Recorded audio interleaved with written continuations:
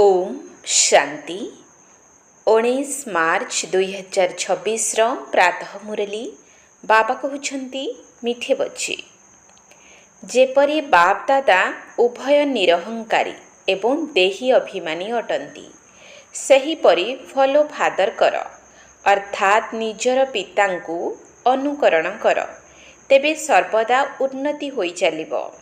जेपरी बाप दादा उभय निरहंकारी एवं देही अभिमानी अटंती सेहीपरि फॉलो फादर कर अर्थात निजर पितांकु अनुकरण कर तेबे सर्वदा उन्नति होई चलिबो। प्रश्न उच्च पद पाइबा पाई केउ कथा प्रति सावधान रहिबा जरूरी अटे। उच्च पद पाइबा पाई केउ कथा प्रति सावधान रहिबा जरूरी अटे। उत्तर उच्च पद पाइबाकु हेले ध्यान रख जे मनरे मध्य काहाकु मो द्वारा दुख न मिलू। 2 रे कौनसी भी परिस्थिति रे क्रोध न आसु। 3 रे बाबांकर संतान होई बाबांक कार्य रे बाहि रुद्र यज्ञ रे जेपरि विघ्न रूप न हुए। जदि केही मोहरे केवल बाबा बाबा कही चलीथिबो किंतु चाली चलन राजकीय होई नथिबो तेबे उच्च पद मिली परिबो नाही। ओम शांति। पिला माने भल भाबरे जानिछंती जे बाबांक ठारू वर्षा निश्चित मिलिबो किंतु किपरि श्रीमत आधार रे बाबा बुझाउछंती एकमात्र गीता शास्त्र रे ही श्रीमत भगवान वाच रहिछि। भगवान तो समस्तंकर पिता अटंती श्रीमत भगवान वाच तेबे निश्चित भावरे भगवान आसी श्रेष्ठ करिथिबे सेथिपाई तो तांकर महिमा रहिछि। श्रीमद भगवत गीता अर्थात श्रीमद भगवान वाच भगवान तो निश्चय उच्चरु उच्च अटंती। श्रीमत मध्य सेही गोटिए जहाँकि शास्त्र रे गान करा जाइछि। आउ कोनोसी शास्त्र रे श्रीमद भगवान वाच नाही। श्रीमत काहार हेबा उचित जिए एहाकु लेखिछंती सिए मध्य बुझी पारु नाहंती सेथिरे भूल काहेकि होइछि एकथा मध्य बाबा आसी बुझाउछंती।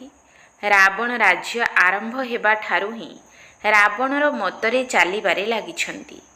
प्रथमे सबुठारू बड़ भूल एही रावण मतधारी माने करिछंती। समस्तंकु जेपरि रावणर चापुडा लागि जाइछि। जेपरि कुहा जाउछि जे शंकर प्रेरक अटंती जहाँकर प्रेरणा द्वारा बोमा तैयारी हेउछि सेहीपरि 5 विकार रूपी रावण मनुष्य को पतित करिबारे प्रेरक होइछि। सेथिपाई तो डाकुछंती हे पतित पावन आस। तेणु पतित पावन केवल जणे हेले ना एथिरु सिद्ध हेउछि जे पतित जणे करुछि एवं पावन अन्य जणे करुछंती उभय जणे होई परिबे नाही। एही कथा तुमे ही बुझुछ। पुरुषार्थर क्रमानुसारे एपरि भाव नाही जे समस्तंकर निश्चय अछि समस्ते क्रमान्वय अछंती।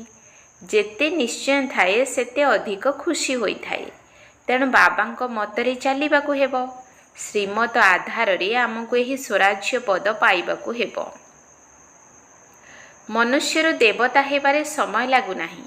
तुमे पुरुषार्थ करूछ मम्मा बाबांको अनुकरण करूछ जेपरि सेमाने निज समान करिवार सेवा करूछंती तुमे मध्य जानिछ आमे केउ सेवा करूछु एवं मम्मा बाबा केउ सेवा करूछंती। बाबा बुझाउछंती शिव बाबा एवं ब्रह्मा बाबा उभय एकत्र अछंती। तेणु बुझिबा दरकार जे सिए सबुठारू निकटरे अछंती। एहांकर ही संपूर्ण रूप सूक्ष्म लोकरे देखुछ। तेणु निश्चय ये तीक्ष्ण होइथिबे। तेणु बाबा जेपरि निरहंकारी एवं देही अभिमानी अटंती सेहीपरि दादा मध्य निरहंकारी अटंती। कहउछंती शिव बाबा ही बुझाउछंती। मुरली चालिबा समय बाबा निजे कहउछंती जे भाव शिव बाबा एहांक द्वारा सुनाउछंती तेबे एही ब्रह्मा मध्य निश्चित सुनुथिबे। जदि इए निजे न सुनिबे एवं अन्य मानकु न सुनाइबे तेबे उच्च पद किपरि पाइबे। किंतु निजर देह अभिमान छाड़ी कहउछंती जे एपरि भाव शिव बाबा ही सुनाउछंती। मु पुरुषार्थ करुछि शिव बाबा ही बुझाउछंती। ये तो निजर पतित अवस्था को अतिक्रम करि सारिछंती। ମମ୍ମା ତ କୁମାରୀ ଥିଲେ, ତେଣୁ ମମ୍ମା ଉଚ୍ଚକୁ ଚାଲିଗଲେ। ତୁମେ କୁମାରୀମାନେ ମଧ୍ୟ ମମ୍ମାଙ୍କୁ ଅନୁସରଣ କର। ଗୃହସ୍ଥୀମାନେ ବାବାଙ୍କୁ ଅନୁସରଣ କରିବା ଉଚିତ। ସମସ୍ତେ ବୁଝିଯିବା ଉଚିତ ଯେ ମୁଁ ପତିତ ଅଟେ, ମୋତେ ପାବନ ହେବାକୁ ପଡ଼ିବ। ମୁଖ୍ୟ କଥା ହେଲା ବାବା ଯୋଗର ଯାତ୍ରା ଶିଖାଇଛନ୍ତି। ଏଥିରେ ଦେହ ଅଭିମାନ ରହିବା ଉଚିତ ନୁହେଁ। ଆଚ୍ଛା, ଯଦି ମୁରଲି ଶୁଣାଇ ପାରୁନାହଁ ତେବେ ଯୋଗର ଯାତ୍ରାରେ ରୁହ। ଯୋଗଯୁକ୍ତ ହୋଇ ମୁରଲି ଶୁଣାଇ ପାରିବ। ଯଦି ବାବାଙ୍କୁ ଭୁଲିଗଲ ତେବେ ମଧ୍ୟ ଚିନ୍ତା ନାହିଁ। ମୁରଲି ଚଲାଇ ପୁଣି ଯୋଗର ଯାତ୍ରାରେ ଲାଗିଯାଅ, କାହିଁକିନା ତାହା ବାଣୀରୁ ଉର୍ଦ୍ଧ୍ୱ ବାନପ୍ରସ୍ଥ ଅବସ୍ଥା ଅଟେ। ମୂଳ କଥା ହେଲା ଦେହୀ ଅଭିମାନୀ ହୋଇ ବାବାଙ୍କୁ ୟାଦ କରି ଚାଲ ଏବଂ ଚକ୍ରକୁ ମନେ ପକାଇ ଚାଲ। କାହାକୁ ହେଲେ ଦୁଃଖ ଦିଅ ନାହିଁ। ସମସ୍ତଙ୍କୁ ଗୋଟିଏ କଥା ବୁଝାଅ ଯେ ବାବାଙ୍କୁ ମନେ ପକାଅ। ଏହା ହେଉଛି ଯୋଗ ଯାତ୍ରା। ମନୁଷ୍ୟ ମଲେ କହନ୍ତି ସ୍ୱର୍ଗକୁ ଗଲା। ଅଜ୍ଞାନ କାଳରେ କେହି ସ୍ୱର୍ଗକୁ ମନେ ପକାନ୍ତି ନାହିଁ, କାରଣ ସ୍ୱର୍ଗକୁ ମନେ ପକାଇବା ଅର୍ଥ ଏହି ଦୁନିଆରୁ ମରିଯିବା। ଏମିତି ତ କେହି ସ୍ୱର୍ଗକୁ ମନେ ପକାଉ ନାହାନ୍ତି। ଏବେ ତୁମେ ଜାଣୁଛ ଯେ ଆମକୁ ଘରକୁ ଫେରିବାକୁ ହେବ। ବାବା କହୁଛନ୍ତି ତୁମେ ଯେତେ ମୋତେ ମନେ ପକାଇବ ସେତେ ଖୁସିର ନିଶା ଚଢ଼ିବ, ବର୍ଷା ମନେ ରହିବ ଏବଂ ହର୍ଷିତ ମଧ୍ୟ ରହିବ। କିନ୍ତୁ ବାବାଙ୍କୁ ମନେ ନ ପକାଇବା ଦ୍ୱାରା ଦ୍ୱନ୍ଦ୍ୱରେ ପଡ଼ୁଛନ୍ତି, ଶ୍ୱାସରୁଦ୍ଧ ହୋଇଯାଉଛନ୍ତି। ସେମାନେ ଏତେ ସମୟ ସ୍ମୃତିରେ ରହିପାରିବେ ନାହିଁ। ବାବା ପ୍ରେମିକ ପ୍ରେମିକାଙ୍କର ଉଦାହରଣ ଦେଇ କହୁଛନ୍ତି, ଯଦିଓ ପ୍ରେମିକ କର୍ମଧନ୍ଦା କରୁଥାଏ ଆଉ ପ୍ରେମିକା ଚରଖା ଜଳାଉଥାଏ, ତଥାପି ତା ସମ୍ମୁଖରେ ପ୍ରେମିକ କିମ୍ବା ପ୍ରେମିକାର ଛବି ପଳାଇ ଆସେ। ପ୍ରେମିକା ପ୍ରେମିକଙ୍କୁ ମନେ ପକାଏ ଆଉ ପ୍ରେମିକ ପ୍ରେମିକାକୁ ମନେ ପକାଏ। ଏଠାରେ ତ ତୁମକୁ ଏକମାତ୍ର ବାବାଙ୍କୁ ମନେ ପକାଇବାକୁ ହେବ। ବାବା ସମସ୍ତଙ୍କର ପ୍ରେମିକ ଅଟନ୍ତି। ତୁମେ ଲେଖୁଛ ଯେ ବାବା ଆପଣ ଆମକୁ ମନେ ପକାଉଛନ୍ତି।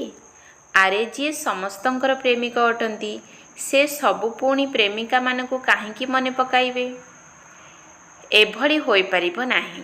ସେ ହେଉଛନ୍ତି ସମସ୍ତଙ୍କର ପ୍ରେମିକ, ସେ କାହାର ପ୍ରେମିକା ହୋଇପାରିବେ ନାହିଁ। ତୁମକୁ ହିଁ ତାଙ୍କୁ ମନେ ପକାଇବାକୁ ହେବ। ତୁମ ପ୍ରତ୍ୟେକଙ୍କୁ ସେହି ଏକମାତ୍ର ପ୍ରେମିକଙ୍କର ପ୍ରେମିକା ହେବାକୁ ପଡ଼ିବ। ଯଦି ସେ ପ୍ରେମିକା ହୁଅନ୍ତି ତେବେ କେତେ ଜଣଙ୍କୁ ମନେ ପକାଇବେ? ଏଭଳି ତ ହୋଇପାରିବ ନାହିଁ। କୁହନ୍ତି ମୋ ଉପରେ ପାପର ବୋଝ ନାହିଁ, ତେଣୁ କାହିଁକି କାହାକୁ ମନେ ପକାଇବି? ତୁମ ଉପରେ ପାପର ବହୁତ ବୋଝ ଅଛି। ବାବାଙ୍କୁ ମନେ ନ ପକାଇଲେ ପାପର ବୋଝ ଓହ୍ଲାଇବ ନାହିଁ। ବାକି ମୁଁ କାହିଁକି କାହାକୁ ମନେ ପକାଇବି? ତୁମେ ଆତ୍ମାମାନେ ହିଁ ମୋତେ ମନେ ପକାଉଛ। ତେବେ ଯେତେ ମନେ ପକାଇବ ସେତେ ପୁଣି ଆତ୍ମା ହେବ ଏବଂ ପାପ କଟି ଚାଲିବ। ଏହା ବହୁତ ଉଚ୍ଚ ଲକ୍ଷ୍ୟ ଅଟେ। ଦେହୀ ଅଭିମାନୀ ହେବାରେ ହିଁ ମେହନତ ରହିଛି। ଏହି ସମସ୍ତ ଜ୍ଞାନ ତୁମକୁ ମିଳୁଛି। ତୁମେ ପୁରୁଷାର୍ଥର କ୍ରମ ଅନୁସାରେ ତ୍ରିକାଳଦର୍ଶୀ ହୋଇଛ, ତେଣୁ ସାରା ଚକ୍ରର ଜ୍ଞାନ ତୁମ ବୁଦ୍ଧିରେ ରହିବା ଉଚିତ। ବାବା ବୁଝାଉଛନ୍ତି ତୁମେ ଲାଇଟ୍ ହାଉସ୍ ଅର୍ଥାତ୍ ବତୀଘର ହୋଇ ସମସ୍ତଙ୍କୁ ଶାନ୍ତିଧାମ ଓ ସୁଖଧାମର ରାସ୍ତା ବତାଉଛ। ଏବେ ତୁମେମାନେ ସବୁ ନୂଆ କଥା ଶୁଣୁଛ। ଜାଣିଛ ଯେ ବାସ୍ତବରେ ଆମେ ଆତ୍ମାମାନେ ଶାନ୍ତିଧାମର ନିବାସୀ ଅଟୁ। ଏଠାକୁ ଅଭିନୟ କରିବାକୁ ଆସିଛୁ। ଆମେ ସମସ୍ତେ ଅଭିନେତା ଅଟୁ। ଏହି ଚିନ୍ତନ ବୁଦ୍ଧିରେ ରହିଲେ ମସ୍ତି ଚଢ଼ିଯିବ। ବାବା ବୁଝାଉଛନ୍ତି ଯେ ଆଦିରୁ ଅନ୍ତ ପର୍ଯ୍ୟନ୍ତ ତୁମର ପାର୍ଟ ରହିଛି। ଏବେ ନିଶ୍ଚିତ ଭାବରେ କର୍ମାତୀତ ଅବସ୍ଥାକୁ ଯିବାକୁ ହେବ। ପୁଣି ସ୍ୱର୍ଣ୍ଣିମ ଯୁଗକୁ ଆସିବାକୁ ହେବ। ଏହି ନିଶାରେ ରହି ନିଜର କଲ୍ୟାଣ କରିବାକୁ ହେବ। କେବଳ ପଣ୍ଡିତ ହୁଅ ନାହିଁ। ଅନ୍ୟକୁ ଶିଖାଇ ଯଦି ନିଜେ ସେହି ଅବସ୍ଥାରେ ନ ରହିବ ତେବେ ପ୍ରଭାବ ପଡ଼ିବ ନାହିଁ। ତେଣୁ ନିଜେ ମଧ୍ୟ ପୁରୁଷାର୍ଥ କରିବା ଉଚିତ।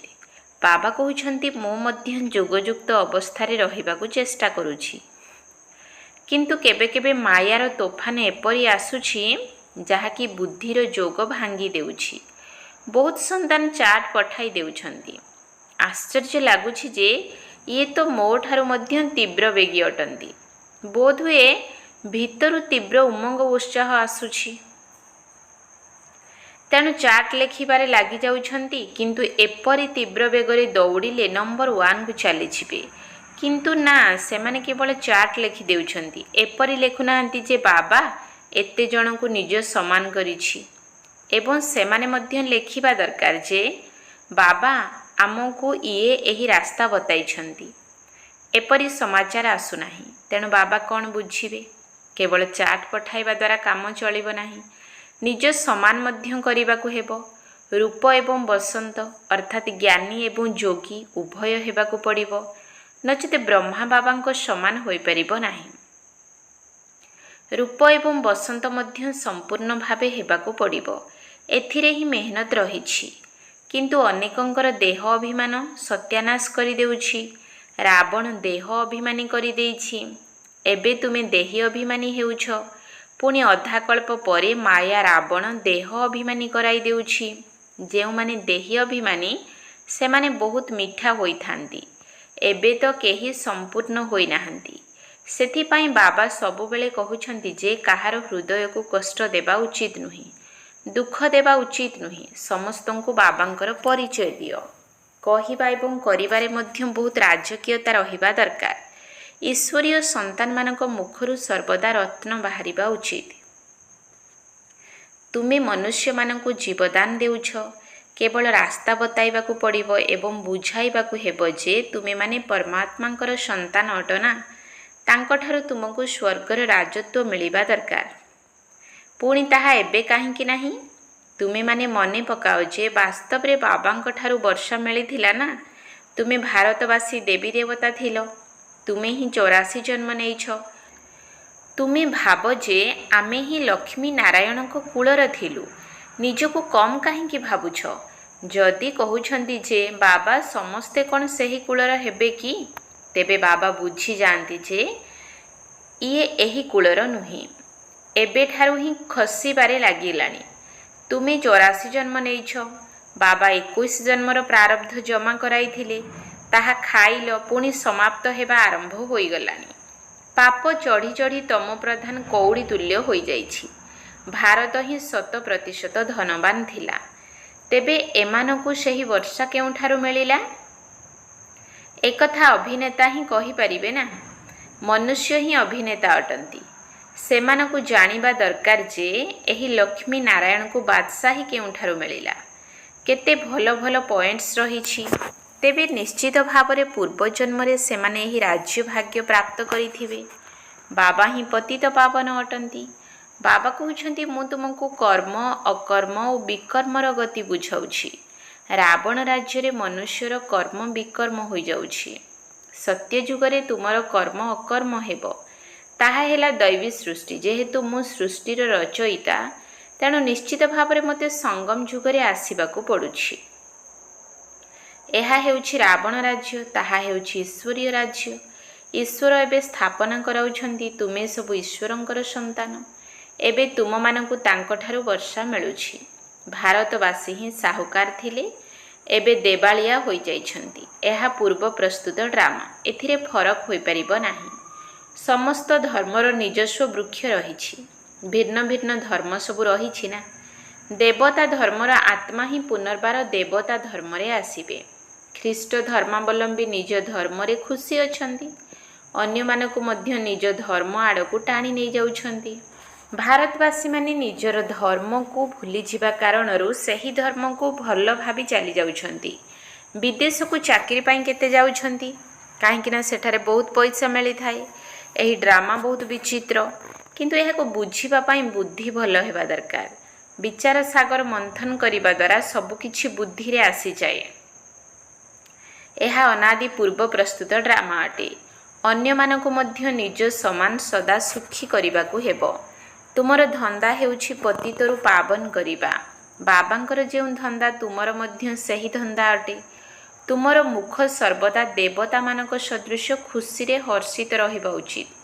ତୁମେ ଜାଣୁଛ ଯେ ଆମେ ବିଶ୍ୱର ମାଲିକ ହେବାକୁ ଯାଉଛୁ।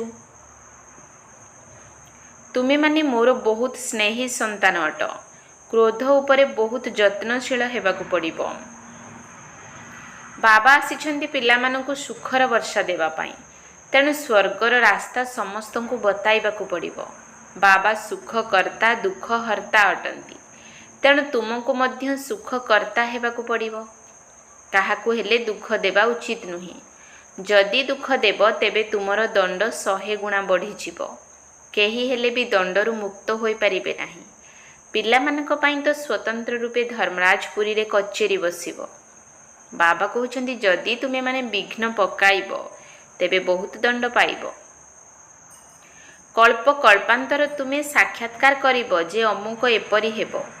ଆଗରୁ ଯେତେବେଳେ ଦେଖୁଥିଲେ ସେତେବେଳେ ବାବା ଶୁଣାଇବା ପାଇଁ ମନା କରୁଥିଲେ। ଅନ୍ତିମ ସମୟରେ ତ ସବୁ କିଛି ଜଣା ପଡ଼ିଯିବ। ଆଗକୁ ଗଲେ ବହୁତ ସାକ୍ଷାତକାର ହେବ, ବୃଦ୍ଧି ତ ହୋଇ ଚାଲିବ। ଆବୁ ପର୍ଯ୍ୟନ୍ତ ଧାଡ଼ି ଲାଗିଯିବ। ବାବାଙ୍କ ସହିତ କେହି ମିଶିପାରିବେ ନାହିଁ। କହିବେ ଓହୋ ପ୍ରଭୁ ତୁମ ଲୀଳା।